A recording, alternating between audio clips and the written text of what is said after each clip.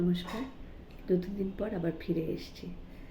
আসলে দুদিন একটু শরীরটাও ভালো ছিল না, আর কাজের ব্যস্ততাও বেশ বেশি ছিল। কিন্তু তারপর মনে হলো যে ঠিক আছে, দুদিন আমি নয় একটু বিরতি নিয়ে আবার ফিরে আসবো।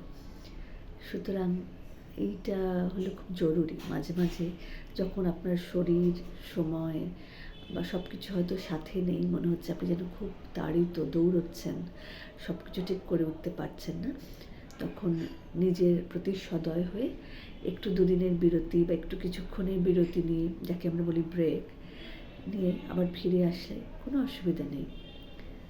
দেখবেন নিজে আবার অনেক সতেজ বোধ করছেন, উদ্বুদ্ধ বোধ করছেন, এবং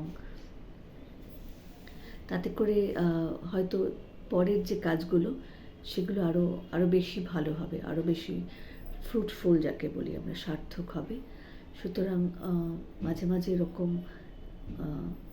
বিরতি নেওয়া ক্লান্ত হয়ে গেলে একেবারেই ঠিক, এবং সবারই তা করা উচিত।